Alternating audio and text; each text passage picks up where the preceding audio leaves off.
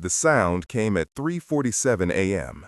Not loud, not alarming, just the soft, rhythmic whisper of breathing where there should have been silence. Dominic Ashford stood in the hallway of his Bel Air mansion, still wearing his Tom Ford suit from the Tokyo call that had stretched past midnight. His phone was warm in his palm, the screen glowing with the confirmation. The Shanghai deal had closed. 200 million in one night. His board would be ecstatic. But the breathing. He followed it to the supply closet near the servants' quarters. The door was slightly ajar, a sliver of yellow light bleeding into the marble hallway. Dominic's hand hesitated on the handle. In 36 years, he'd learned that surprises were rarely pleasant. But curiosity and something else, perhaps the bone-deep exhaustion that came with being always on, made him push the door open. She was curled on her side atop a nest of folded cleaning rags and spare linens, her back against industrial shelving stocked with bleach and Windex. Her hand cradled her swollen belly, 7 months along, maybe 8. Her uniform, the pale gray dress with the white collar that all his household staff wore, was wrinkled but clean. Her shoes, scuffed flats with the sole separating from the left one, sat neatly beside her makeshift bed. Isabel. Bella, they called her. She'd been working here for 5 months. And she was sleeping in his supply closet. Dominic didn't move, didn't speak. For a man who commanded boardrooms and bent markets to his will, he found himself paralyzed by the intimacy of this moment, by the vulnerability of a pregnant woman who had nowhere else to go but a closet in his 30,000-square-foot home. Her eyelids fluttered. She stirred, her hand instinctively moving to protect her stomach, even in sleep. In the harsh fluorescent light, he could see the shadows beneath her eyes, the way her cheekbones pressed too sharply against her skin. When had he last really looked at her? When had he last looked at any of them? The people who cleaned his sheets and prepared his meals and made his life run with invisible efficiency. A small duffel bag sat beside her head. It was unzipped, revealing tiny clothes inside, onesies with ducks on them, a miniature yellow hat, a blanket with frayed edges that looked hand-knitted. Dominic backed out of the closet slowly, carefully, and closed the door with a click so soft it was almost imaginary. In his study 10 minutes later, a glass of 25-year scotch warming in his hand, he stared at the city lights sprawling below his hilltop estate. Los Angeles glittered like broken glass, each light representing a life, a story, a struggle he would never know. Why was his maid sleeping in a closet? He pulled up her employment file on his computer. Isabel Torres, age 28. Previous employment, waitress at Denny's, housekeeper at a Marriott. References, excellent. Address, 1247 Maple Street, Unit 3B, Los Angeles, California, 9015. He should let it go. He should forget what he'd seen and allow her the dignity of her privacy. His household manager, Mrs. Chen, handled all staff matters. That's what he paid her for. But at 4:23 a.m., Dominic found himself in his Bentley pulling out of his driveway with the address plugged into his GPS. He told himself it was due diligence, just a drive-by, just to satisfy his curiosity. 27 minutes later, he sat parked across from 1247 Maple Street and felt his stomach drop. The building was condemned. Yellow tape crisscrossed the entrance. The windows on the 3rd floor, where Unit 3B would have been, were boarded up. Black scorch marks crawling up the brick like grasping fingers. Someone had left flowers at the base of the front steps. Wilted roses, a teddy bear with soot on its fur, and a framed photograph of a man. A handsome man with kind eyes and a bright smile, his arm around a woman who... Dominic's breath caught. The woman in the photo was Bella, and the man was dead. He could see it in the memorial, in the dates etched on the temporary placard someone had placed among the flowers. David Michael Torres, January 15, 1994 through March 3, 2024. Beloved husband, taken too soon. March 3rd, 6 months ago. The fire. He remembered now. There'd been a fire in one of his buildings, Not one of the luxury high-rises, but one of the older properties he'd acquired in a portfolio purchased 3 years back. Low-income housing. The kind of investment that was supposed to be passive, easy money while he focused on the glamorous developments in Century City and Beverly Hills. Someone had died in that fire. His director of operations had handled it. Insurance had paid out, the building had been condemned and was scheduled for demolition to make way for a new development. Clean, simple. A tragic accident that had nothing to do with him. Except it had everything to do with him. Because the woman sleeping in his supply closet was the widow. And she didn't know that the man who paid her bills twice a month was the same man whose negligence had killed her husband. Dominic didn't sleep. At 6 a.m., he called Tommy Way, his head of security and the only person in his orbit he'd call a friend. Tommy had been his college roommate at Stanford before life had taken them in different directions. Dominic to Wall Street and then into real estate development, Tommy into private security after a stint with the Secret Service. "It's early even for you," Tommy said, his voice gravelly with sleep. "What's wrong?" "I need you to pull a file for me, quietly." "How quietly?" "Don't tell anyone, not Christopher, not Nadia, not even Mrs. Chen." A pause. "You're scaring me, Dom." 124-7 Maple Street. The fire in March. "I need everything. Inspection reports, insurance claims, maintenance records, everything we have." Another pause, longer this time. "Why?" "Because I think we killed someone." At 7:15 a.m., Dominic was in his home gym, punishing the heavy bag with combinations that would have made his old boxing coach proud. Sweat poured down his face and his knuckles ached, but the physical pain was a relief from the tightness in his chest. How had he not known? "Because you didn't want to know," a voice whispered. "Because you built an empire on the principle of delegation and plausible deniability. Because you cared more about profit margins than people." The voice sounded like his father's, which was fitting since his father had built the foundation of Ashford Development on those exact principles before the heart attack took him 5 years ago. Dominic had promised himself he'd be different, he'd be ethical, he'd be better. And yet here he was. At 8:30 a.m., his phone buzzed. "Tommy, you're not gonna like this." Dominic grabbed a towel. "Tell me." The building at 124-7 Maple Street was flagged for electrical violations 18 months before the fire. The inspector recommended immediate upgrades to the wiring, said the system was 50 years old and a fire hazard. Cost estimate was $80,000. And Christopher rejected the expenditure, said it wasn't cost-effective for a property scheduled for eventual teardown. He got the violations dismissed through, let's call them, administrative channels. Dominic closed his eyes. Administrative channels. That was code for bribes, for greasing palms at the city inspector's office, for making problems disappear on paper while letting them fester in reality. The voice sounded like his father's, which was fitting since his father had built the foundation of Ashford Development on those exact principles before the heart attack took him 5 years ago. Dominic had promised himself he'd be different, he'd be ethical, he'd be better.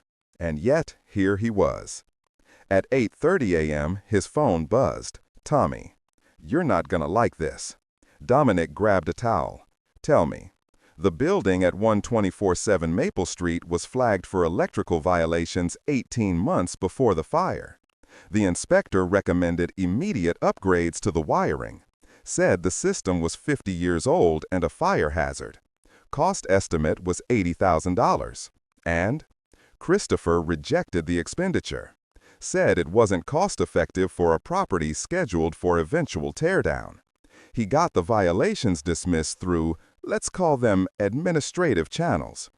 Dominic closed his eyes. Administrative channels. That was code for bribes, for greasing palms at the city inspector's office, for making problems disappear on paper while letting them fester in reality. The fire started in Unit 3B, Tommy continued. Faulty wiring in the walls. The tenant, David Torres, was an electrician. He'd filed 3 complaints about the electrical issues in the 6 months before the fire. All of them were marked as received, and then nothing. No follow-up, no repairs. Who handled the complaints?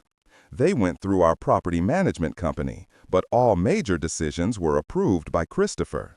He would have seen them. Christopher Hayes, his CFO and business partner for the past 8 years. The man who'd helped him scale Ashford Development from a mid-tier firm into a billion-dollar empire. The man who'd been best man at his sister's wedding. No, wait, Nadia wasn't married to Christopher. But they were together, weren't they? Or had been.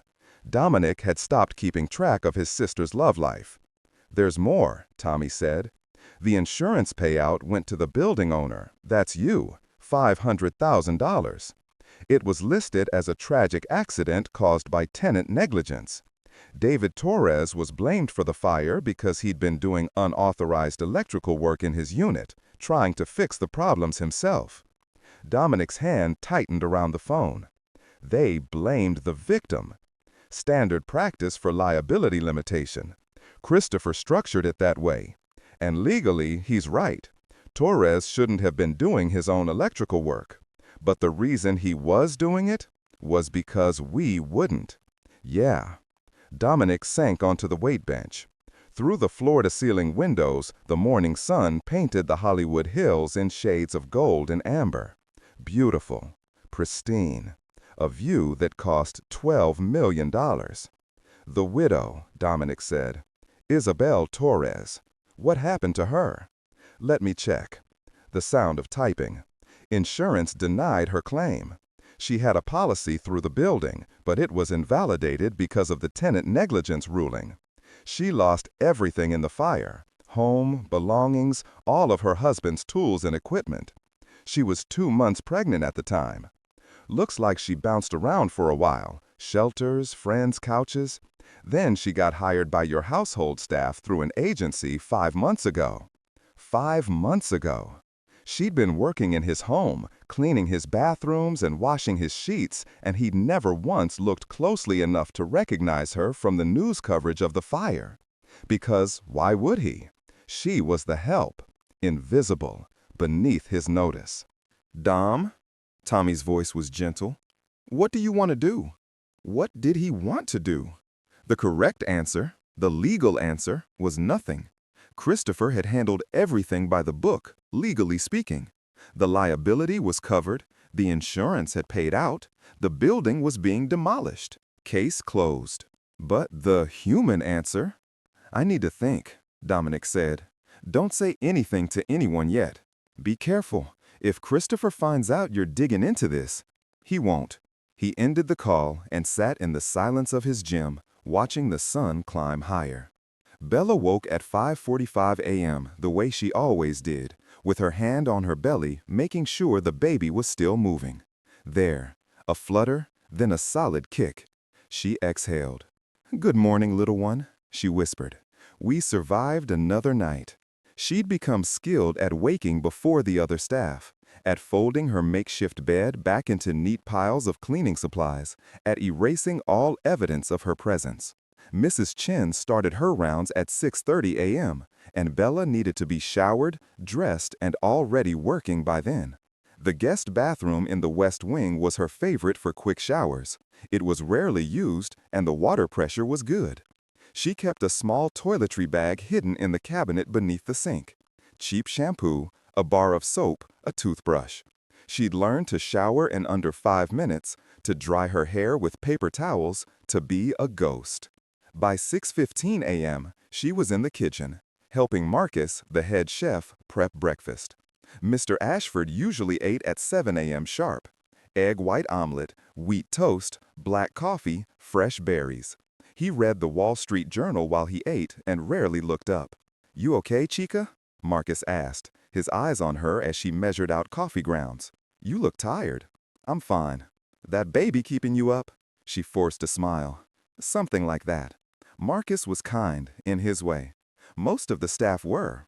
They didn't know her situation. She'd been careful to keep her secrets, but they sensed something. The other maid, Yolanda, sometimes slipped her extra food. The gardener, Luis, had given her a bag of oranges from his mother's tree last week. These small kindnesses kept her going. At 7 a.m. exactly, Mr. Ashford walked into the breakfast room. Bella kept her eyes down as she set his plate in front of him, the way she'd been trained. "Thank you," he said. She froze. In 5 months, he'd never thanked her directly. He'd never really acknowledged her beyond the occasional nod. "You're welcome, sir," she managed. When she looked up, just for a second, he was watching her with an expression she couldn't read. Not angry, not cold, something else. Then his phone buzzed and the moment passed. He picked it up, his attention already elsewhere, and Bella retreated to the kitchen. Her shift ended at 2 p.m., officially, but she'd learned to linger, to find extra tasks that needed doing, to stretch her presence as long as possible. Because leaving meant finding somewhere else to sleep, and her options were limited. The shelter on 5th Street had a bed sometimes, but the waiting list was long, and they couldn't guarantee space. Her friend Rosa had let her crash on her couch for a few weeks, but Rosa's boyfriend had made it clear Bella wasn't welcome long-term.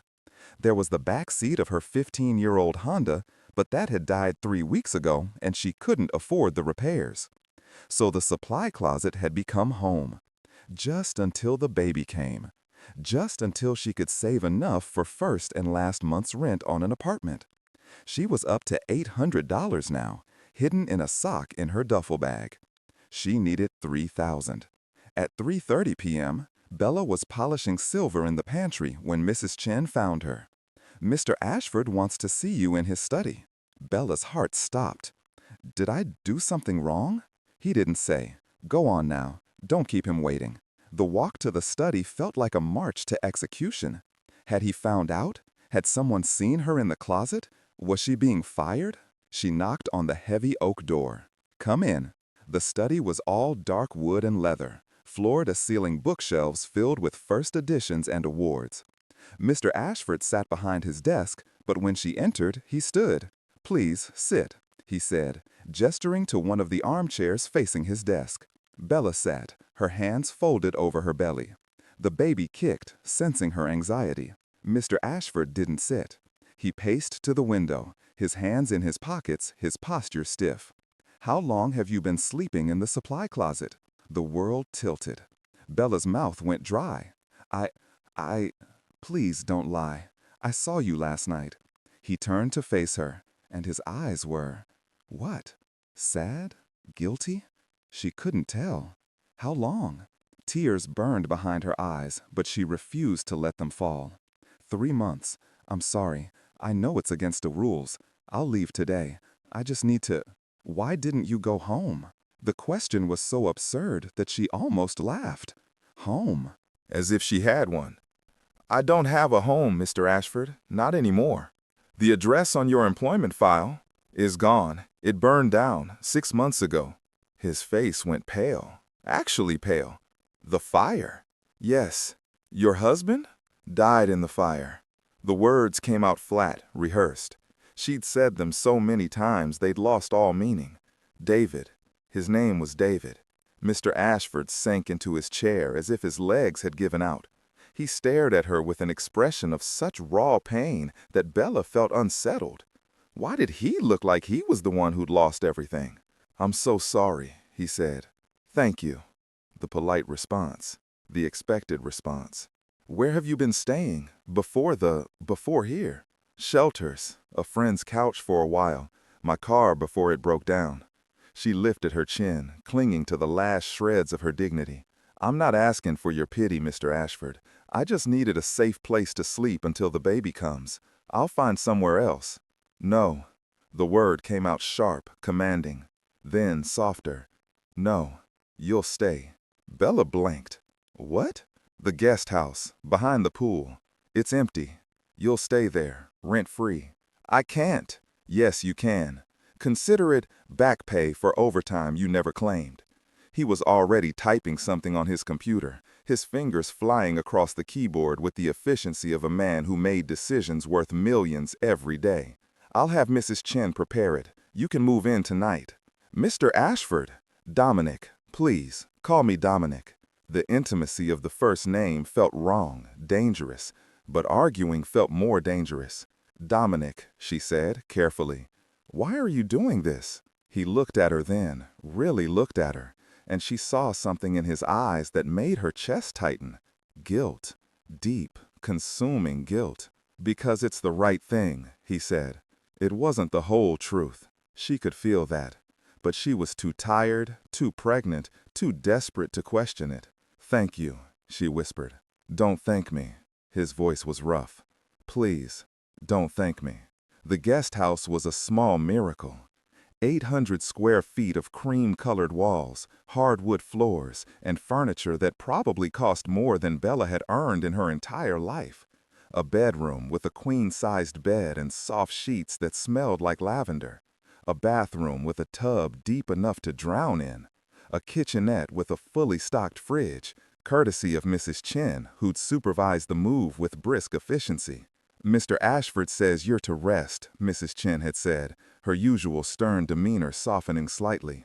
No more cleaning duties until after the baby comes. You'll receive full pay regardless. Bella had tried to protest, but Mrs. Chen had simply shaken her head and left. Now, standing in the center of her new home, Bella felt the weight of the past 6 months finally crash over her. She sank onto the couch and let herself cry, great heaving sobs that shook her whole body and made the baby kick in agitation. She cried for David, who died trying to fix a problem that wasn't his to fix. She cried for the life they'd planned, the family they dreamed of, the future that had burned away in a matter of minutes. She cried for the past 3 months of sleeping in closets and cars, of skipping meals so the baby would have enough, of the constant terror that one wrong move would leave her on the street. And she cried because kindness, when it came after so much cruelty, felt like a knife to the heart. She didn't hear the knock at first. When it came again, louder, she wiped her face and opened the door to find Dominic standing there with a paper bag in his hands. I'm sorry, he said quickly. I should have called first. I just thought, he held up the bag. Dinner. Marcus made extra. I know you probably want to be alone, but I thought you should eat something. Bella took the bag, too stunned to refuse. The scent of garlic and tomatoes wafted out. Pasta, fresh bread, maybe a salad. Thank you, she said again, because what else could she say? Dominic shifted his weight, looking oddly uncomfortable for a man who commanded boardrooms. Can I ask you something? Okay. Why didn't you ask for help?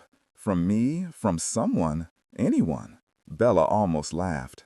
Ask you? Mr. Ashford, you don't even know my last name. You've barely looked at me in 5 months. Why would I think you'd care? The words came out harsher than she'd intended, but they were true. And from the way he flinched, he knew it. You're right, he said quietly. I'm sorry. I should have seen you. I should have. He stopped, his jaw tight. I'm going to do better. I promise. Promises from billionaires felt empty, but Bella nodded anyway. Okay. He turned to leave, then paused. Your husband, David, what did he do? Before, he was an electrician, a good one. He loved his work. Her voice caught. He was always trying to fix things, make things better, even when it wasn't his job. Dominic's eyes closed briefly, pain flickering across his face. I'm sure he was a good man. He was the best man. After he left, Bella ate the pasta slowly, savoring every bite. It was the best meal she'd had in months, maybe years. That night, in the soft bed with the clean sheets, she slept for 10 hours straight and dreamed of David telling her everything would be okay. She didn't know that 2 floors above her, Dominic sat in his study with a glass of scotch and Tommy's files spread across his desk, reading every damning detail about the fire that had destroyed her life. And he didn't know that 3,000 miles away in New York, Christopher Hayes was getting a call from a contact at City Hall, warning him that someone was digging into the Maple Street fire. The clock had started ticking, though neither Dominic nor Bella knew it yet. Christopher Hayes arrived in Los Angeles the next morning on the red-eye from New York, his Brioni suit impeccable despite the 6-hour flight. He went straight from LAX to the Ashford Development headquarters in Century City, bypassing his own office to head directly to Dominic's. "We need to talk," he said, closing the door behind him. Dominic looked up from his computer, his expression neutral. "Good morning to you too." "Don't." Christopher dropped into the chair across from Dominic's desk. "Tommy Way requested files on the Maple Street property yesterday. Want to tell me why?" So Christopher had sources in the security department. Dominic shouldn't have been surprised. His CFO had built a career on knowing everything before anyone else did. "Due diligence," Dominic said evenly. "I like to review our closed cases periodically." "Bullshit. The Maple Street case is closed. The insurance paid out, the property's being demolished next month, and we're moving forward with the luxury condos. What's this really about?" Dominic leaned back in his chair, studying his business partner. Christopher was 42, 10 years older than Dominic, with the kind of sharp, angular features that looked good in Forbes photos. He'd been with the company since before Dominic's father died, and he'd been instrumental in the expansion that followed. He was brilliant, ruthless, and utterly loyal to the bottom line. "Did you know David Torres filed 3 maintenance requests about the electrical problems?" Dominic's expression didn't change. "Yes." "And you ignored them?" "I triaged them appropriately. Torres was doing unauthorized electrical work in his unit. That's a lease violation. We were documenting the pattern for potential eviction. He was doing the work because we wouldn't. Because the cost-benefit analysis didn't support the expenditure. Dom, we've been through this. That property was a teardown from the moment we acquired it. Putting $80,000 into electrical upgrades when we were planning to demolish in 18 months made no financial sense. A man died. A man violated his lease and caused his own death through negligence. That's what the fire marshal's report says. That's what the insurance company concluded. That's what the coroner ruled." Christopher leaned forward. "I know it's tragic. I have empathy. But it's not our fault. We knew the wiring was dangerous. We knew it was old. Old doesn't automatically mean dangerous. If it did, half the buildings in this city would be condemned." Dominic wanted to argue, but legally, Christopher was right. Everything had been done by the book. A book written by lawyers and accountants whose job was to protect the company from exactly this kind of liability. "His widow is living in my guest house," Dominic said. Christopher froze. "What?" "Isabel Torres. She's been working as a maid in my home for the past 5 months. She was sleeping in a supply closet because she lost everything in the fire and had nowhere to go. I gave her the guest house." "Jesus Christ, Dom." Christopher stood, pacing to the window. "Do you have any idea what you've just done? I gave a homeless, pregnant woman a place to stay. You established a pattern of guilt. You created a relationship with the victim's family. If she decides to sue, and why wouldn't she now that she knows you're willing to help, she's got everything she needs. The Good Samaritan billionaire who felt so guilty he took her in? That's a plaintiff's attorney's wet dream." "She doesn't know," Dominic said quietly. Christopher turned. "What?" "She doesn't know the fire was at one of our properties. She doesn't know about the violations or the complaints or any of it. She thinks I'm just being charitable. How long do you think that's going to last? She's going to Google you eventually, Dom. She's going to see our company listed as the building owner. And when she does, she's going to put 2 and 2 together. Then I'll tell her first. Are you insane?" "You want to confess to her? You want to hand her the lawsuit on a silver platter?" "I want to be honest. Honesty is a luxury we can't afford right now. The Shanghai deal just closed. We've got 3 more major projects in development. Our stock is at an all-time high. One whiff of scandal, one story about how we're responsible for a widow's homelessness, and the board will lose their minds. Our investors will panic.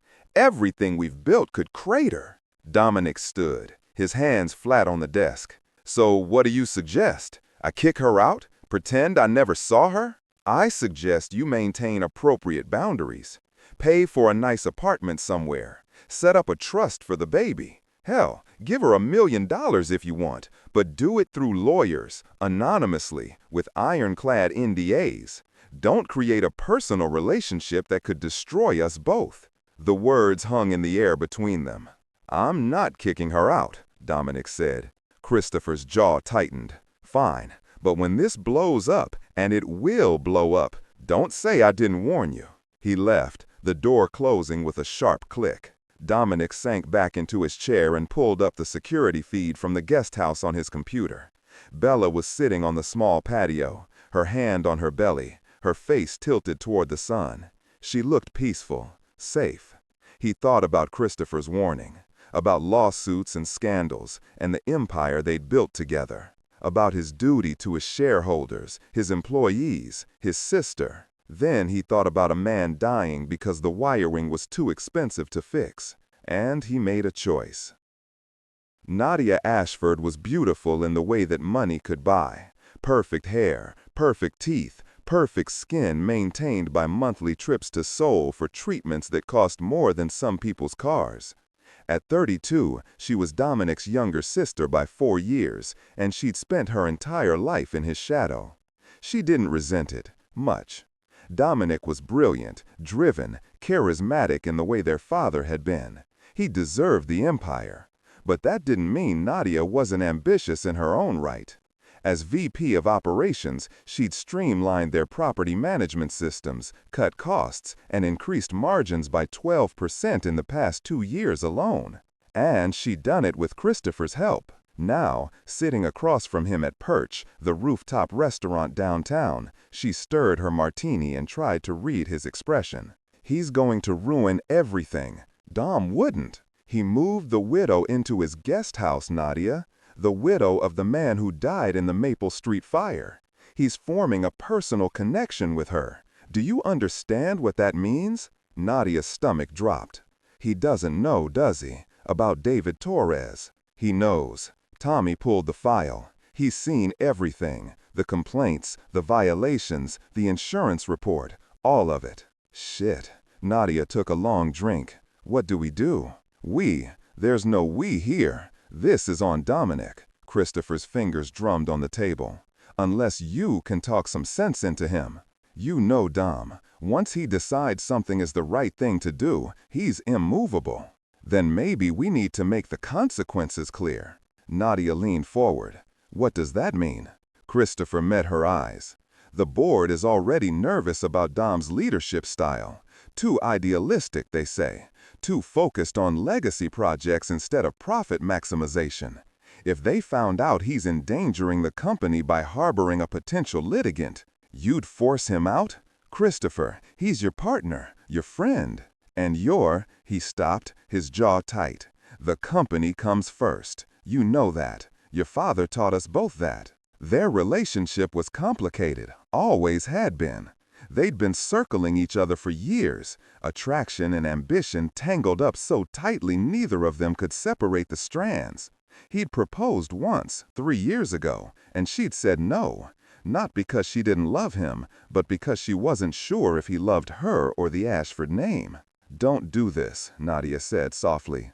Don't make me choose between you and my brother. I'm not the one making you choose. Dominic is. Christopher stood, dropping cash on the table.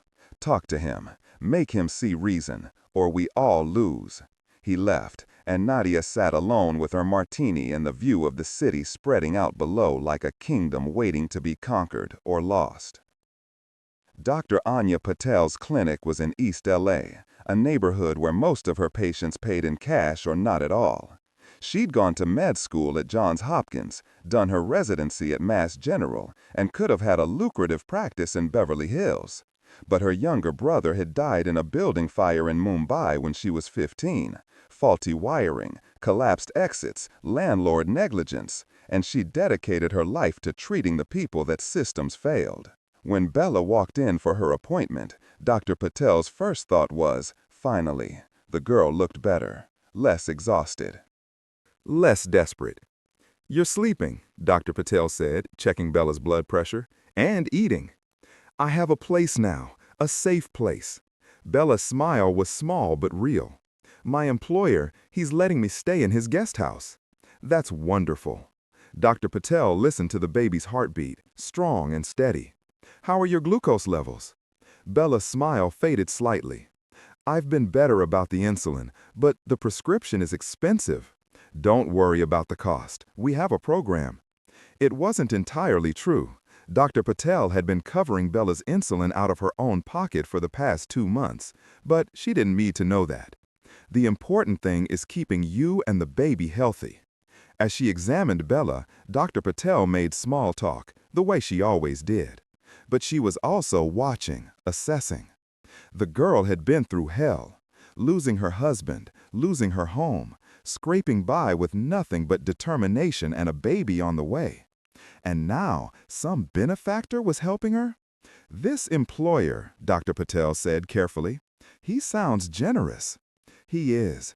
I don't really understand why he's helping me, but I'm grateful." "Does he know about David?" Bella's hand stilled on her belly. "I told him about the fire, about losing everything. But didn't, I didn't tell him everything." "Like what?" "Like how David died trying to fix problems that weren't his responsibility. Like how the landlord ignored every complaint. Like how the insurance company blamed David for trying to make our home safe." Her voice cracked. "I didn't tell him because I don't want pity. I don't want to be the tragic widow. I just want to survive long enough to give my baby a chance." Dr. Patel squeezed her hand. "You're doing great, Bella. Better than great. You're a fighter." After Bella left, Dr. Patel sat at her desk and pulled up the file she'd been keeping on the Maple Street fire. She'd been following the case since it happened, the way she followed all building fire cases in the city. It was a compulsion, perhaps, a way of honoring her brother's memory. The building owner was Ashford Development, a billionaire named Dominic Ashford. And Bella had just told her that her generous employer was letting her stay in his guest house. Dr. Patel sat back in her chair, her mind racing. Coincidence or something else? She made a call to a lawyer friend who specialized in tenant rights. "Hypothetically," she said, "if someone was harmed by a landlord's negligence, and then that same landlord offered them housing without disclosing the connection, would that affect a potential lawsuit?" The answer made her stomach sink. She had to tell Bella. But how? And would Bella even believe her? The baby kicked. Bella was sitting on the patio of the guest house, watching the sunset paint the sky in shades of orange and purple, when the kick came, strong enough to make her gasp. She put her hand on the spot and felt the answering push. "Hey there," she whispered. "You getting restless in there?" Another kick, this one almost playful. She'd started talking to the baby more in the past few days. Now that she wasn't constantly terrified about where she'd sleep or what she'd eat, she could let herself think about the future, about the tiny person growing inside her, about the life they'd build together. David's child, the last piece of him she had left. "Your daddy would have loved you so much," she said, tears pricking her eyes. "He was so excited when we found out. He bought a book about pregnancy and read the whole thing in one night. He kept asking me if I was okay, if I needed anything. He was going to be the best father." The baby kicked again, as if saying, "I know." Bella heard footsteps and looked up to see Dominic approaching. He traded his usual suit for jeans and a white button-down, the sleeves rolled up to his elbows. He looked younger this way, more human. For a moment, they just watched the sunset together. "Can I ask you something?" Bella said. "Of course." "Why are you really doing this? And please, don't say it's just charity. I've been on the receiving end of charity before. This feels different." Dominic was quiet for a long moment. When he finally spoke, his voice was low. "When I was 12, my father took me to one of his construction sites. It was a high-rise in downtown LA. He wanted to show me the business, teach me how empires were built. While we were there, a worker fell from the scaffolding on the 8th floor. I watched him fall. I watched him hit the ground." Bella's breath caught. My father called an ambulance, but the man died before it arrived.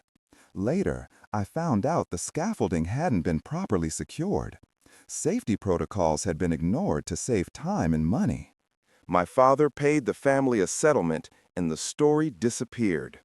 Dominic's hands clenched. That night, he told me something I've never forgotten. The world runs on acceptable losses, Dominic. You can't save everyone. That's horrible. I thought so too.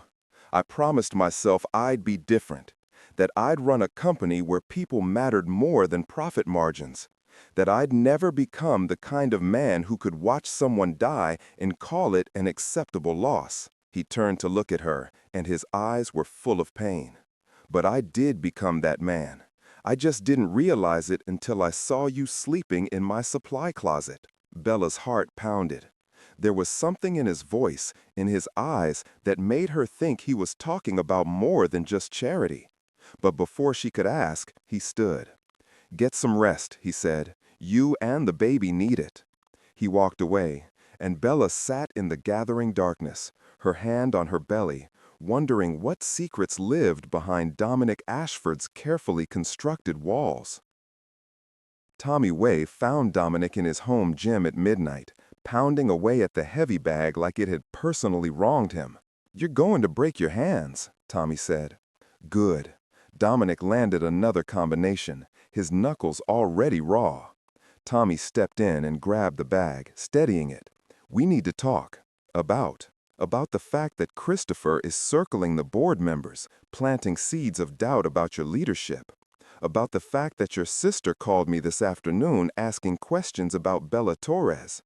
About the fact that you're about to blow up your entire company because you feel guilty." Dominic stepped back, breathing hard. "I don't feel guilty. I am guilty. Legally, you're not. Christopher made sure of that." "Fuck illegal." Dominic grabbed a towel, wiping sweat from his face. "A man is dead because we cut corners. His widow is living in my guest house, carrying his child, and she has no idea that I'm the reason she lost everything. How am I supposed to live with that? By being smart, by protecting yourself and your company." Tommy moved closer. "I'm on your side, Dom, you know that. But I'm also telling you the truth. If you tell Bella who you are, what you are, she will never forgive you, and Christopher will use it to destroy you. So what do you suggest? Tell her, but do it right. Get ahead of the story. Control the narrative." Tommy pulled out his phone and showed Dominic a news article. This dropped 3 hours ago. The headline read, "Ashford Development Under Fire for Building Safety Violations." Dominic's blood ran cold. Who leaked this? I'm guessing Christopher. He's forcing your hand. If the story is public, you can't control when or how Bella finds out. She's gonna see this, Dom, and when she does, she's gonna know. Dominic felt the ground shifting beneath him. He'd wanted time. Time to figure out how to tell Bella. Time to make things right before she knew the full truth. But time had just run out. "I need to talk to her," Dominic said. "Now. It's midnight. I don't care." He was already moving, throwing on a shirt and heading for the door. Tommy followed, calling after him. "Dom, wait. Think about what you're gonna say. You can't just—" But Dominic was already across the lawn, the lights of the guest house glowing in the darkness like a beacon. He knocked on the door. Once, twice. Bella answered, wrapped in a robe, her hair loose around her shoulders. She looked sleepy and confused, and so achingly vulnerable that Dominic almost turned around. But he didn't. "We need to talk," he said. "Now? Please." She stepped aside, and he entered the small living room. The TV was on, a late-night rerun of some sitcom, and a half-eaten bowl of ice cream set on the coffee table. Normal, domestic, a glimpse of the life she should have had. "What's wrong?" Bella asked, and he realized his hands were shaking. "There's something I need to tell you," Dominic said. "Something about the fire, about David, about why I really gave you this place." Bella's expression shifted from confusion to wariness. "What are you talking about?" He pulled out his phone and showed her the article. watched her eyes scan the headline, then widen as she read. "The building where David died," Dominic said, his voice rough. 1247 Maple Street. It was owned by Ashford Development. By me. Bella looked up, her face pale. What? The electrical violations, the ignored complaints, the safety issues, all of it happened under my company's ownership. I didn't know, I swear I didn't know until after you told me about the fire.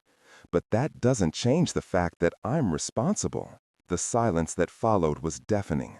Bella's hand went to her belly, a protective gesture. "You knew," she whispered. "When I told you about David, you already knew." "Yes, and you didn't tell me. I should have. I'm so. Get out." The words were soft but absolute. "Bella, please, get out!" Her voice cracked, tears streaming down her face. "You let me thank you. You let me think you were helping me out of kindness. But you were just covering your ass, weren't you?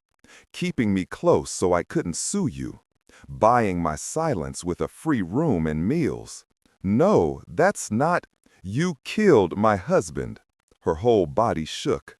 "You killed David, and then you pretended to save me. What kind of monster does that?" Dominic felt like he'd been punched. "I'm not pretending. I want to help you. I want to make this right. You can't make this right. You can't bring him back." She moved to the door, opening it. "Get out of my house. Get out before I call the police. Please, just listen. Now." He left. What else could he do? Behind him, he heard the door slam, then the sound of Bella's sobs, broken and raw. Tommy was waiting outside, his expression grim. "That went well." Tommy said nothing. He walked back to the main house, his chest tight, his mind screaming.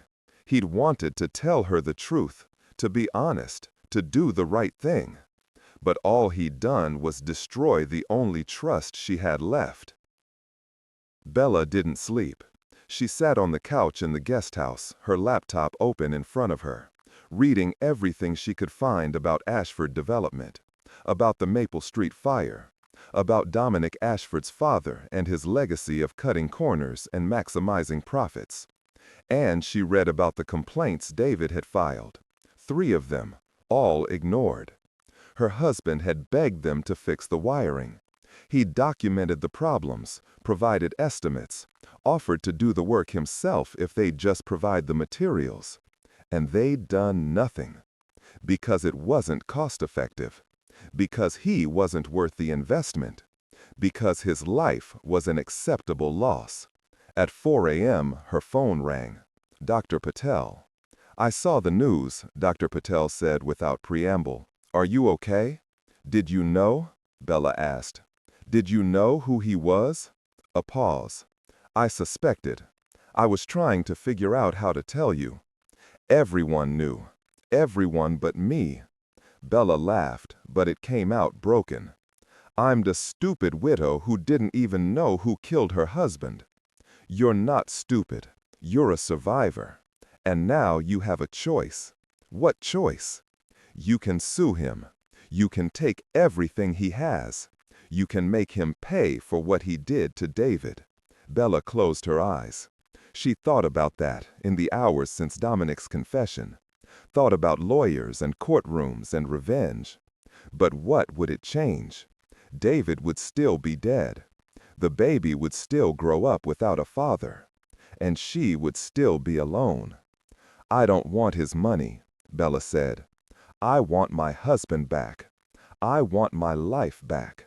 I want—" Her voice broke. "I want to not be so tired all the time. Then rest. Take care of yourself and the baby. And decide what you want when you're ready, not before." After the call ended, Bella sat in the darkness and put her hand on her belly. The baby was quiet now, sleeping, peaceful in a way Bella would never be again. She thought about Dominic's face when he told her the truth, the guilt in his eyes, the way his hands had shaken. He'd looked destroyed. Good, part of her thought viciously. Let him hurt the way I hurt. But another part, a smaller, quieter part, whispered, "He's trying. He's actually trying to make it right." Was that enough? Could anything ever be enough? Bella didn't know. But as the sun rose over the Hollywood hills, painting the sky in shades of pink and gold, she made a decision. She wouldn't run, not yet. She would stay, and she would watch, and she would decide if Dominic Ashford's guilt was real or just another performance by a billionaire trying to protect his empire. And if it was real, then maybe, just maybe, she could find a way to forgive. Not for him, but for herself, and for the child growing inside her, who deserved a life without the weight of so much anger. Bella Torres had survived the worst night of her life, but as dawn broke over Los Angeles, she realized the hardest part wasn't the past. It was deciding what came next. Because forgiveness, she was learning, was a choice made new every morning. And some mornings, the choice felt impossible. Meanwhile, in the main house, Dominic Ashford stared at his reflection and wondered if redemption was something you earned or something you begged for, and if the difference even mattered when the person you'd hurt couldn't look at you without seeing the ghost of everything you'd taken from them. The story was far from over. In fact, it was only beginning. 3 days passed. Dominic didn't sleep, barely ate. He moved through his life like a ghost, attending meetings he didn't remember, signing documents he didn't read, nodding along to conversations he didn't hear. Christopher watched him with barely concealed satisfaction. "You look like hell," Christopher said, finding Dominic in his office at 2 a.m. on the third night. "Go home, get some rest." "She won't talk to me." "Good. That's what you want. Radio silence means no lawsuit. Keep it that way." Dominic looked up, his eyes bloodshot. "Is that all you care about? The lawsuit? That's all you should care about too. The board is already questioning your judgment. If this turns into a legal battle, they'll force you out faster than you can say Chapter 11. Let them." Christopher blinked. "What? I don't care about the board. I don't care about the company. I care about making things right. There is no making this right, Dom. There's only damage control. And right now, you're failing at that spectacularly." Christopher leaned against the desk. "Here's what's going to happen. You're going to give Bella Torres a generous settlement. 5 million, 10 million, whatever it takes. And she's going to sign an NDA. Then she's going to move out of your guest house, and you're going to get your life back. She doesn't want my money. Everyone wants money. They just pretend they don't until the number gets big enough. You're wrong about her." Christopher smiled, but it didn't reach his eyes. "Then I guess we'll see, won't we?" After Christopher left, Dominic pulled up the security feed from the guest house. Bella was sitting on the couch, her laptop open, her hand on her belly. She'd been researching for days. He'd seen her through the windows, reading articles, making notes, her expression growing harder with each passing hour. She was building a case against him. Tommy had confirmed it. She'd called a lawyer, a good one, someone who specialized in corporate negligence. Dominic should have been panicking, but all he felt was a strange sense of relief. At least she was fighting back. At least she hadn't given up. His phone buzzed, a text from an unknown number. "Meet me at the Griddle Cafe tomorrow, 8 a.m. Come alone. Bella." Dominic stared at the message for a long time before typing back, "I'll be there." The Griddle Cafe was a breakfast spot on Sunset Boulevard, famous for its massive pancakes and Hollywood clientele. Dominic arrived at 7:45 a.m., too nervous to be late. He ordered coffee and sat at a booth in the back, his leg bouncing under the table. Bella arrived at exactly 8 a.m. She was wearing a simple blue dress that stretched over her belly, her hair pulled back in a ponytail. She looked tired, beautiful, wrecked. She slid into the booth across from him without a word. "Thank you for meeting me," Dominic said. "I'm not here to forgive you," Bella said flatly. "I'm here because I have questions, and I want answers." Okay. Did you know about the electrical violations before David died? No, I swear. I didn't know until after you told me about the fire. But your company knew. Your CFO knew. Your sister knew. Dominic hesitated. Yes, and you put them in charge of those decisions? You empowered them to cut corners and ignore complaints. So even if you didn't know the specifics, you created the system that killed my husband. The words hit like physical blows. Yes, Dominic said quietly. You're right. Bella's eyes flashed. Don't agree with me. Don't sit there and take it like you're some martyr. I want you to fight back. I want you to defend yourself so I can hate you properly. I can't defend the indefensible. Then what are you doing here? Why did you tell me the truth if you're just going to roll over and die? Because you deserve to know. Because I couldn't lie to you anymore. Liar. Bella's voice shook. You told me because the story was going public. Because you wanted to control the narrative. Because you were afraid I'd find out on my own and sue you into oblivion. That's not, isn't it? Tell me honestly, if that article hadn't dropped, would you have ever told me? Dominic opened his mouth to say yes. Of course yes. But the words died in his throat. Because he didn't know. He wanted to believe he would have told her eventually. But the truth was, he'd been relieved when Christopher had suggested keeping her in the dark. I don't know, he said finally. I wanted to, but I was scared. Of losing your company? Of losing you? The words hung in the air between them. Bella stared at him, his expression unreadable. You don't even know me. I know you're brave and strong and kinder than I deserve. I know you loved your husband enough to sleep in a closet and skip meals just to make sure your baby would be okay. I know, his voice cracked. I know I destroyed your life, and I don't know how to fix it. But I want to try. If you'll let me. Bella's eyes filled with tears, but she blinked them back. What does trying look like? Whatever you want. A settlement, a lawsuit, my resignation. Tell me what you need, and it's yours. I need David back. I can't give you that. Then you can't give me anything that matters. She stood to leave, but Dominic reached across the table, his hand hovering over hers without touching. Please, he said, don't go. Not yet. Why? Because I need you to know something. When I saw you in that closet, it broke something in me. Something that's been broken for a long time, maybe my whole life. I've spent years building an empire, chasing my father's approval, even though he's dead, proving I'm not just some trust fund kid. And for what? So I could be the kind of man who lets people die because fixing the problem would hurt my bottom line. He took a shaky breath. You asked me why I'm really helping you. It's not charity. It's not guilt. It's not about the lawsuit. It's because looking at you, seeing what I took from you, is the only thing that makes me feel human anymore. Bella sank back into the booth, her hand going to her belly. That's not fair. You don't get to put your redemption on me. I'm not your salvation project. I know. I'm sorry. He stopped, his jaw tight. I don't know how to do this. I don't know how to be a decent person, but I want to learn. And I think, maybe, you're the only one who can teach me. Bella was quiet for a long time, her fingers tracing patterns on the table. I saw a therapist once, she said finally, after David died. She told me that forgiveness isn't about the person who hurt you. It's about letting go of the anger so it doesn't poison you from the inside out. Did you forgive me? No. She met his eyes.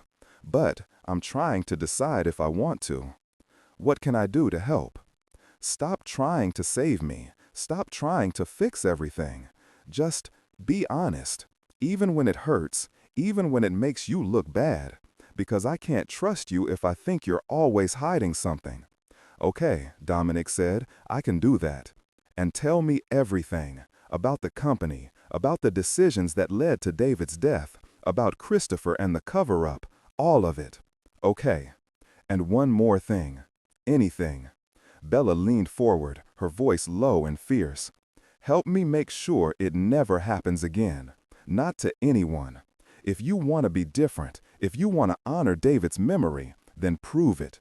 Change the company, change the industry, make his death mean something. Dominic felt something shift in his chest, a door opening, light flooding in where there'd only been darkness. "Yes," he said, "I'll do it." And for the first time in 3 days, Bella smiled. It was small, fragile, but it was real. The board meeting was scheduled for Thursday at 10 a.m. Dominic walked into the Ashford Development Conference Room at 9:55 a.m., his presentation loaded, his talking points memorized, and his resignation letter in his pocket, just in case. Christopher was already there, sitting at the head of the table in what should have been Dominic's seat. Nadia sat beside him, her expression carefully neutral. The other board members, 8 powerful investors and executives who collectively held 40% of the company, watched Dominic with varying degrees of skepticism. "You're late," Christopher said. "I'm 5 minutes early." "These days, that's late for you." Dominic ignored the jab and connected his laptop to the projector. "I've called this meeting to discuss a new initiative." "We heard," one of the board members, Patricia Chen, a venture capitalist who'd invested early, said, "you want to overhaul our entire property management system. Care to explain why?" "Because our current system is killing people." The room went silent. Christopher leaned back in his chair, a slight smile playing at his lips. He'd been expecting this, probably looking forward to it. Dominic pulled up a slide showing the Maple Street property before the fire. 6 months ago, a man named David Torres died in a fire at one of our properties. The fire was caused by faulty wiring that we'd been warned about multiple times. We chose not to fix it because the cost didn't justify the investment. "The insurance paid out," one of the board members interjected. "The case is closed." "The case is closed," Dominic agreed, "but the problem isn't. We have 38 properties in our portfolio with similar violations. Outdated electrical systems, structural issues, pest infestations, all documented, all ignored." He clicked to the next slide, a spreadsheet showing estimated costs. "I'm proposing we allocate $15 million over the next 18 months to bring all of our properties up to code. Not minimum code, exemplary code.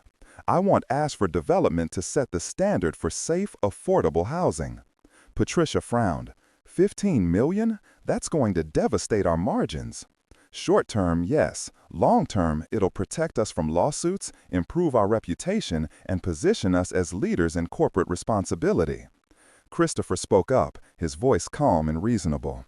"Dominic, we appreciate your passion, but this company isn't a charity. We have a fiduciary duty to our shareholders. We can't just throw money at feel-good initiatives because you're feeling guilty." This isn't about guilt. It's about doing the right thing. "The right thing is maximizing shareholder value. That's what your father understood. That's what built this company." My father built this company on exploitation and acceptable losses. I'm trying to build something better. "By bankrupting us?" Christopher stood, addressing the board. "Ladies and gentlemen, I think it's clear that Dominic is not in the right headspace to lead this company. His judgment is compromised, his priorities are misaligned, and frankly, his recent actions, housing the widow of the Maple Street victim, exposing the company to legal liability, suggest he's more interested in personal redemption than corporate success." Nadia spoke up for the first time. "Christopher, that's not fair." "Isn't it? Ask yourself, would your father have made this decision? Would he have risked everything for one tenant?" "No," she said quietly. "He wouldn't." The betrayal hit harder than Dominic expected. His sister, his blood. "Then maybe," Dominic said, "I'm not my father. And maybe that's exactly what this company needs." He clicked to the final slide. A letter of intent from 3 major institutional investors who'd agreed to back his proposal. These firms represent $200 million in potential investment. They're interested in socially responsible real estate development. They want to partner with us, but only if we commit to ethical practices. If we pass this proposal, we'll have the capital to implement the changes and expand our portfolio. If we don't, he met Christopher's eyes, we'll stagnate, and eventually, we'll die. The board members looked at each other. Patricia spoke first. I want to see the full proposal. Numbers, timelines, projected returns. You'll have it by Monday. And I want third-party verification of the violations you mentioned. Already done. It's in the appendix. Patricia nodded slowly. Then I'm willing to consider it. The other board members murmured agreement. All except Christopher, whose expression had gone cold. You're making a mistake. Maybe, Dominic replied. But it's my mistake to make. The meeting adjourned. Dominic packed up his laptop, feeling equal parts exhausted and exhilarated. Nadia caught him in the hallway. That was brave. And stupid. Thanks for the vote of confidence. I mean it. Christopher is furious. He's going to retaliate. Let him. Dom, she touched his arm. Be careful, please. He wanted to ask if she'd stand with him when Christopher made his move, but he could see the answer in her eyes. She didn't know. She was torn between her brother and the man she loved. And Dominic couldn't blame her. Bella was in the guest house when Dominic texted. It's done. I proposed the reforms. Board is considering it. She stared at the message for a long time before typing back. Good. Then, after a pause, thank you. She meant it. She still didn't fully trust Dominic, wasn't sure she ever would. But he was trying. Actually trying. That had to count for something. The baby kicked, and Bella smiled. Your dad would have liked that, she whispered. He was always trying to fix things too. Her phone rang. Dr. Patel. I have news, Dr. Patel said. Your latest glucose levels are concerning. We need to increase your insulin dosage. Bella's stomach sank. How much will that cost? Don't worry about cost. Just come in tomorrow and we'll adjust your treatment plan. After the call ended, Bella sat with her laptop and did the math. The increased insulin, plus the specialist visits she'd need as her due date approached, plus the hospital delivery costs. She was going to drown in medical debt, again, unless she took Dominic's money. He'd offered, multiple times, a settlement, a trust for the baby, whatever she needed. And she'd refused, pride and anger making her stubborn. But pride didn't pay medical bills, and anger didn't keep her baby healthy. She pulled out her phone and called the lawyer she'd consulted. I need to know my options, she said. The lawyer, a sharp woman named Jennifer Reeves, didn't sugarcoat it. You have a strong case for wrongful death and negligence. We could settle for $10 million, maybe more. But if you want to go to trial, we could push for 20 or 30. How long would a trial take? 18 months, maybe 2 years. 2 years? By then, her baby would be a toddler, and she'd be drowning in debt and trauma and the endless grind of litigation. What about the criminal case? Bella asked. Could they be charged? It's unlikely. The city's already ruled it an accident. The insurance paid out. Proving criminal negligence would be nearly impossible. So Dominic and Christopher would walk free. No jail time, no real consequences beyond money and reputation. It wasn't justice, but maybe it was enough. I'll think about it, Bella said. Don't wait too long. The statute of limitations is ticking. After the call, Bella sat in the silence and thought about David, about what he would want her to do. He'd hate the idea of her suffering for his sake. He'd tell her to take the money, secure the baby's future, and move on.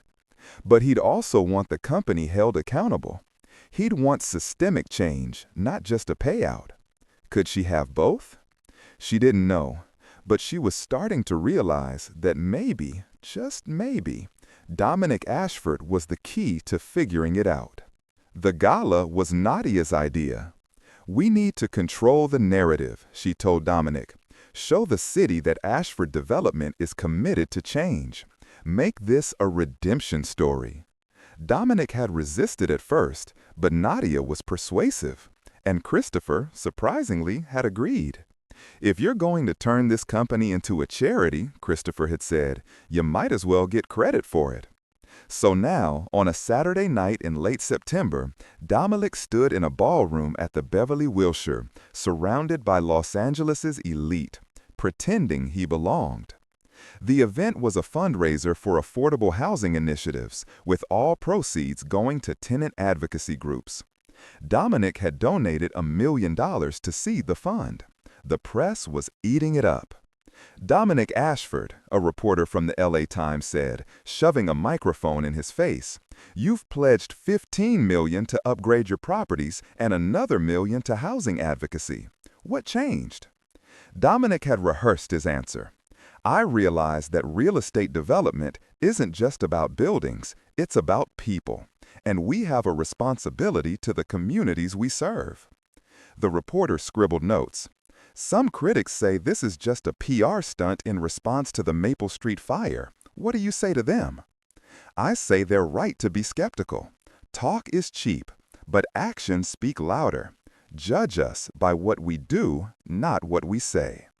The reporter moved on, satisfied, and Dominic escaped to the bar. That's where he saw Bella. She was standing near the entrance, wearing a simple black dress that somehow made her look regal despite her obvious pregnancy.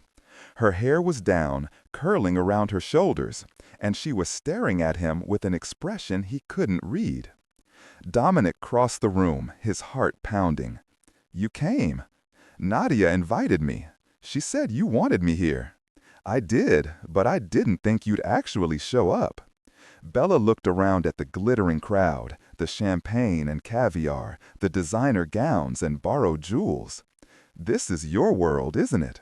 "It used to be. Now I'm not so sure." A woman in a red dress approached, her smile bright and artificial.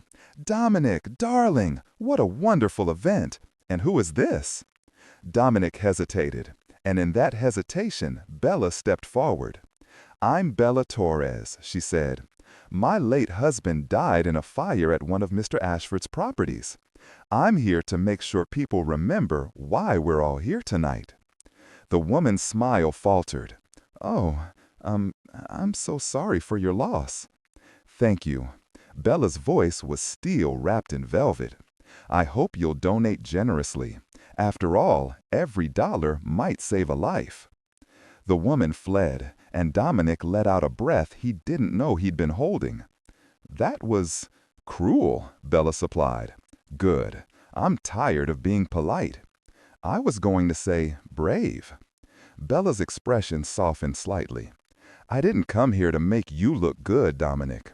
I came because Nadia said there are people here, politicians, developers, journalists, who could actually make a difference. And I want to make sure they know this isn't just a photo op." "It's not, I promise." "Then prove it." She walked away, and Dominic watched her move through the crowd, talking to guests, telling her story, refusing to let anyone look away from the truth. She was magnificent. And he was falling in love with her. The realization hit him like a freight train.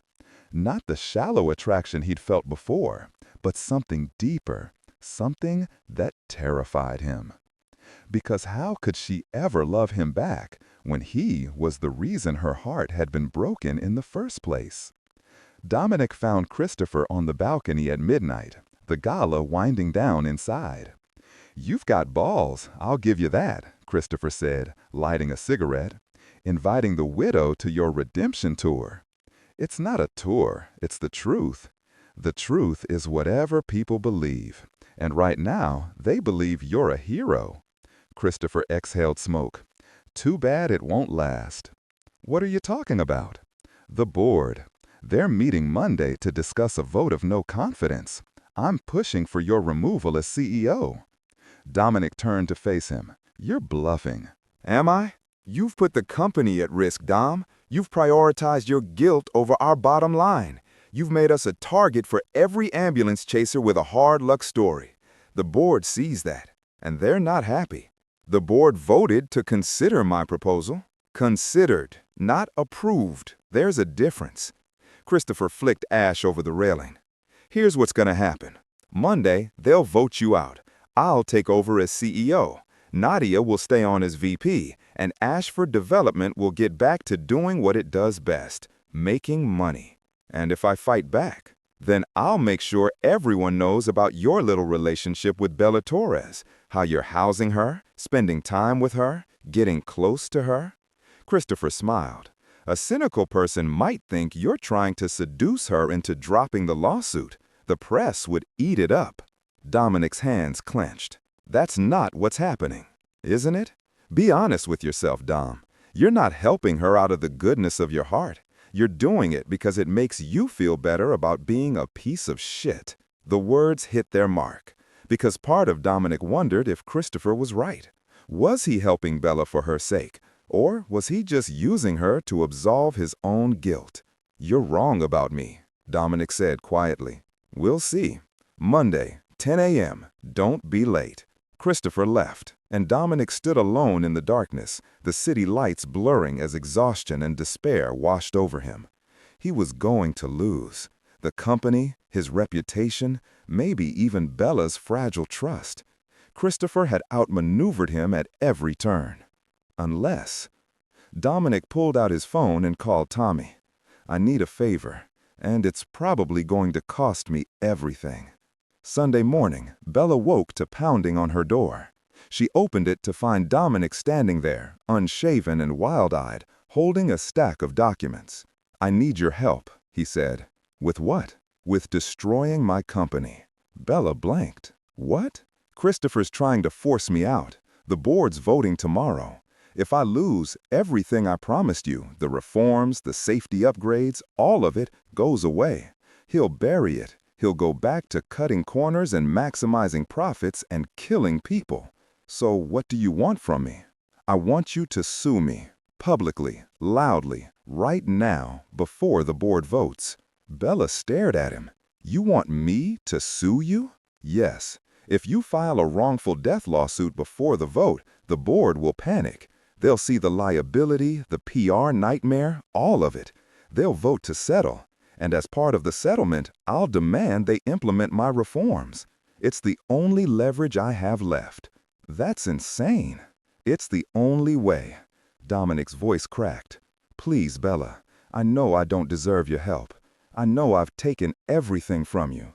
But if you do this, if you fight back, you can force them to change. You can make David's death mean something.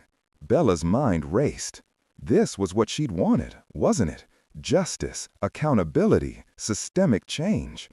But it also meant trusting Dominic, believing that he wasn't just using her to save his own skin. Why should I believe you? She asked. Because I'm giving you everything. My company, my reputation, my future. If you sue me, I lose. But at least I lose knowing I tried to do the right thing. Bella looked at the documents in his hands. A pre-drafted lawsuit, already filled out with her name as plaintiff. He'd done this. He'd actually done this. If I sign this, she said slowly, what happens to you? Best case? I'm forced to step down as CEO. Christopher takes over. I lose control of the company, but the reforms go through as part of the settlement. And worst case? I'm destroyed, bankrupt, blacklisted from the industry. Maybe criminal charges if they can make negligence stick. And you're willing to risk that? For you? Yes. The words hung in the air, raw and honest. Bella took the documents from his hands and flipped through them. Standard wrongful death lawsuit, $10 million in damages, punitive measures including mandatory safety upgrades and third-party oversight. It was everything her lawyer had outlined, everything she was entitled to. But signing it meant going to war, and wars had casualties. I need to think, Bella said. The board votes tomorrow at 10 a.m. I need to file by 9 for maximum impact. Dominic nodded, his shoulders sagging with exhaustion. Thank you for even considering it. After he left, Bella sat with the documents and thought about David, about the life they'd planned, about the baby growing inside her who would never know his father. What would David want her to do? Fight, she thought. He'd want her to fight, not for revenge, but for change. So, at 7:45 a.m. on Monday morning, Bella called Dominic. I'll sign, on one condition, anything. When this is over, when the lawsuit is settled and the reforms are implemented, you step down as CEO. Not because you're being forced out, but because it's the right thing to do. This company needs new leadership, someone who wasn't complicit in David's death. Okay, I'll step down. Promise me, I promise. Bella closed her eyes. Then let's do this. The lawsuit hit the news at 9:07 a.m. By 9:15, it was trending on Twitter. By 9:30, every major news outlet in California was covering it. And at 10 a.m., when the board meeting began, the conference room was chaos. "What the hell is this?" Patricia demanded, waving her phone. "The widow is suing us? I thought you said this was handled." "It was handled," Christopher snapped. "Dominic decided to blow it up." All eyes turned to Dominic. "I encouraged her to sue," Dominic said calmly, "because it's the only way to force accountability." "You encouraged her?" Christopher's face turned red. "Do you have any idea what you've done? The stock is going to crater. Our investors are going to flee. We'll be lucky if we survive this." "We'll survive, but only if we do the right thing." Dominic stood, addressing the board. "Bella Torres is asking for $10 million in damages and mandatory safety reforms. I propose we settle immediately. Give her what she's asking for, implement the changes, and move forward as a better company." "That's corporate suicide," one of the board members said. "It's the only path forward. If we fight this in court, we'll spend years in litigation. The negative press will destroy us. But if we settle quickly and transparently, we control the narrative. We become the company that did the right thing, the company that learned from its mistakes." Nadia spoke up, her voice quiet. "He's right. A long legal battle will hurt us more than a settlement." Christopher stared at her, betrayal written across his face. "You're siding with him? I'm siding with what's right. What's right is protecting this company." "No," Nadia said, standing. "What's right is protecting the people this company serves. Dom's right. We've lost our way. It's time to find it again." The room erupted in argument. Board members shouting over each other, Christopher pacing like a caged animal, Nadia standing firm beside her brother. Finally, Patricia called for order. "We'll vote," she said. "All in favor of settling the lawsuit and implementing the proposed reforms." One by one, hands went up. First Patricia, then 3 others, then Nadia. A majority. Christopher didn't raise his hand. Neither did 2 of the board members, but it didn't matter. "Motion passes," Patricia said.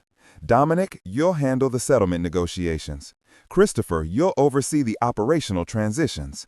And gentlemen, let's make damn sure we never have to do this again." The meeting adjourned.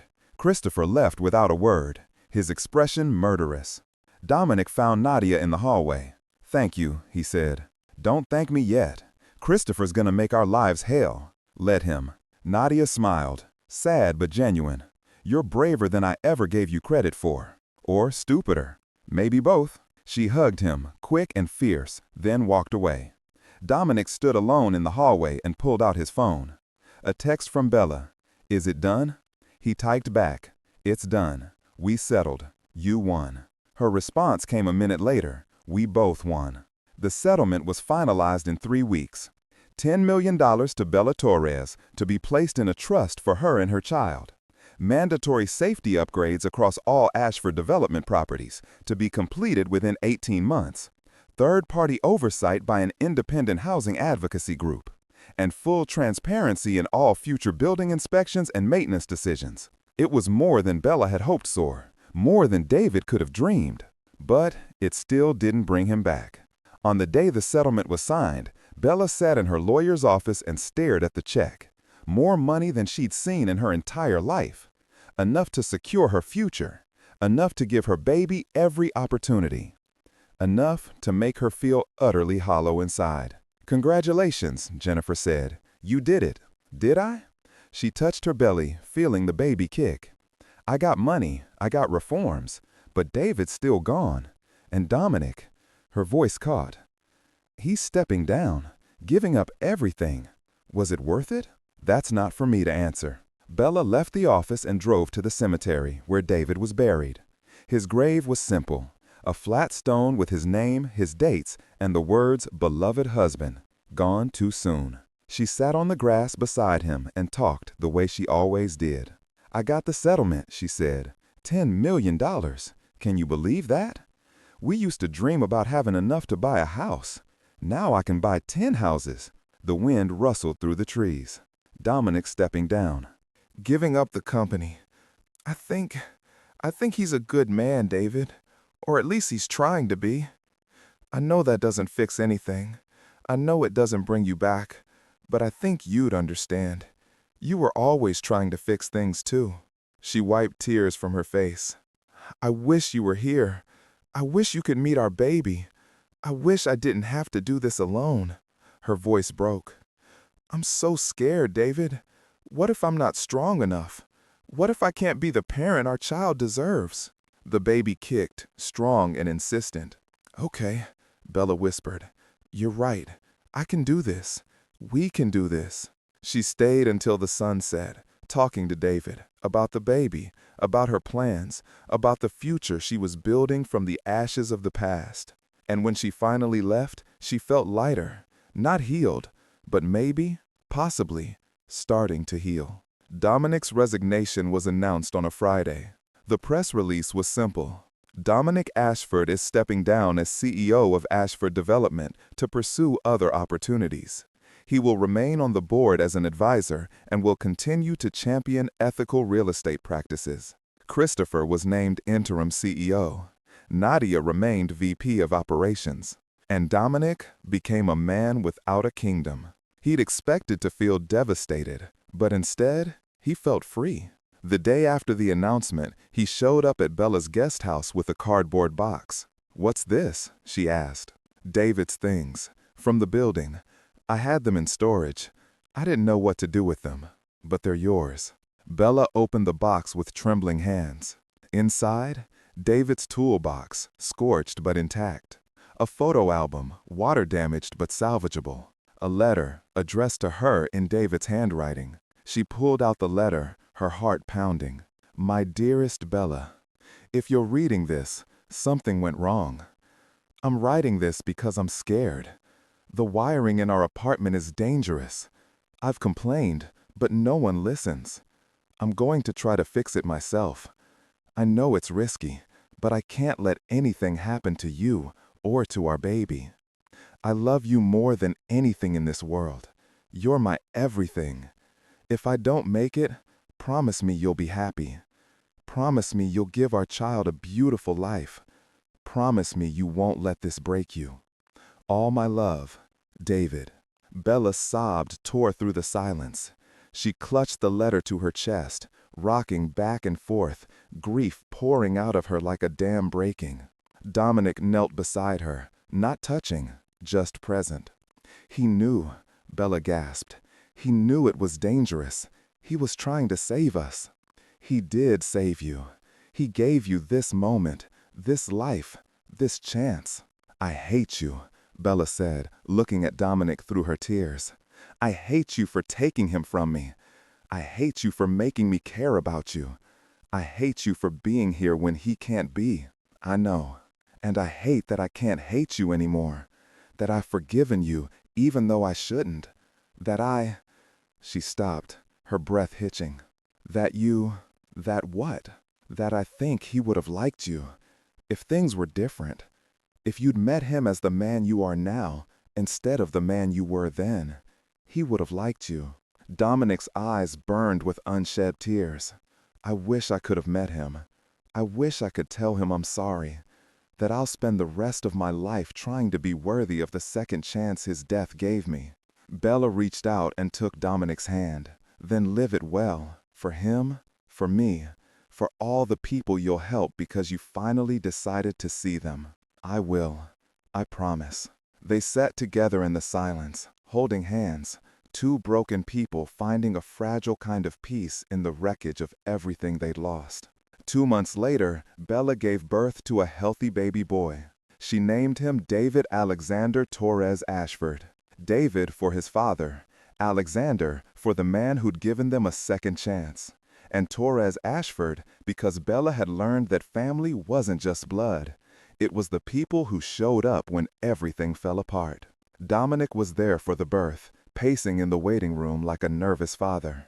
When Dr. Patel finally let him in, he stood at the foot of the hospital bed, tears streaming down his face. "He's perfect," Dominic whispered. "He is." Bella adjusted the baby in her arms. "Do you want to hold him?" "I couldn't. I shouldn't." "Dominic, Hold your godson. He took the baby with trembling hands, cradling him like he was made of glass. Baby David yawned and blinked up at him with dark eyes that looked just like his father's. "Hey there, little guy," Dominic said softly. "I'm going to tell you about your dad. He was a hero, the bravest man I never got to meet. And he loved your mom more than anything in the world. You're going to be just like him.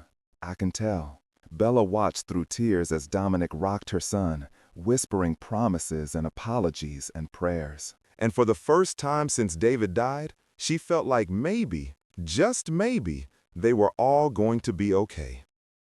6 months after the settlement, Ashford Development completed the safety upgrades on all their properties. The changes were featured in the LA Times, the Wall Street Journal, and on 60 Minutes. Dominic did interviews talking about corporate responsibility and the human cost of profit. Christopher fought him at every turn, but Nadia had become an unexpected ally. Together, she and Dominic had formed a nonprofit, the David Torres Foundation for Safe Housing, that advocated for tenant rights and building safety standards. And Bella? She'd gone back to school.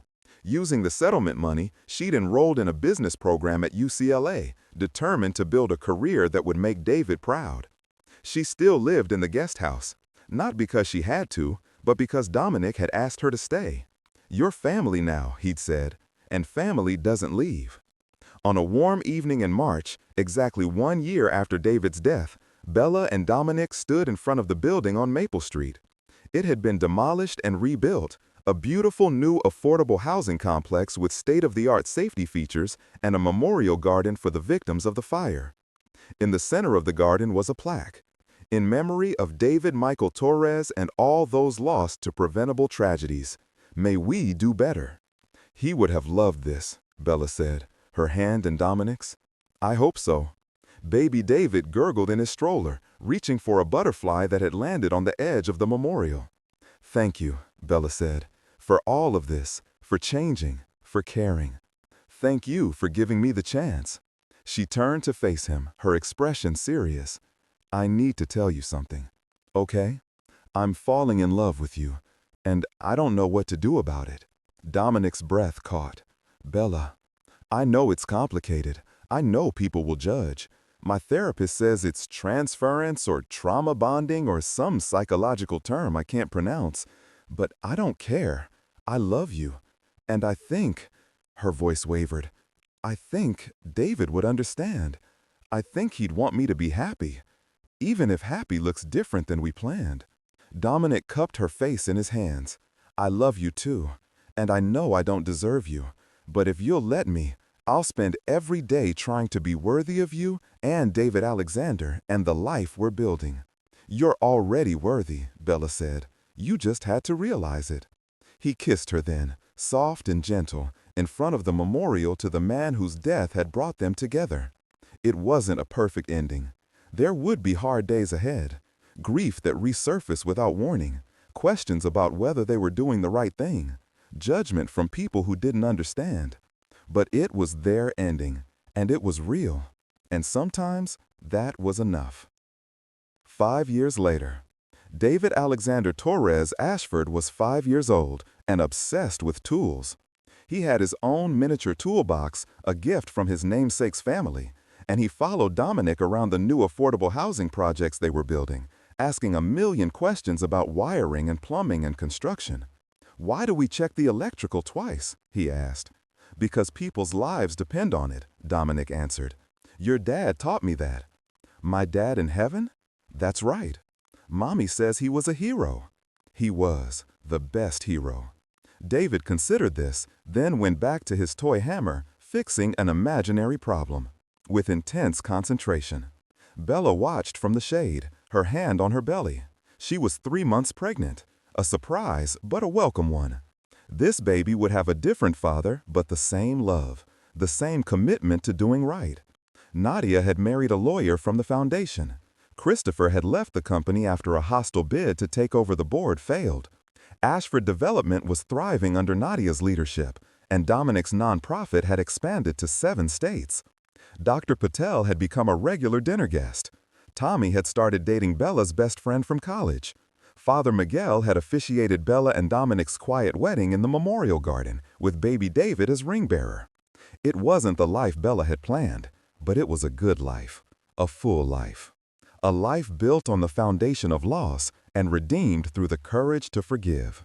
As the sun set over the new building, safe, beautiful, affordable, Bella thought about David, about the man he'd been, about the legacy he'd left. "We did it," she whispered. "We made it mean something." And somewhere, in the space between grief and grace, she felt him smile. This story explores themes of guilt, redemption, and the complicated nature of forgiveness. It asks, can we find healing in the place of our greatest pain? Can love grow from the ashes of tragedy? The answer, I believe, is yes, but only if we're brave enough to face the truth and humble enough to change. If this story touched your heart, please share it with someone who needs to hear it. Subscribe to Untold Desires by Mr. Lewis for more stories that remind us what it means to be human. And remember, you never know when your moment to stop, to see, to stay will come. Don't walk past it. Because sometimes the person you save ends up saving you right back. Thank you for watching. And remember, kindness still exists. You just have to choose it.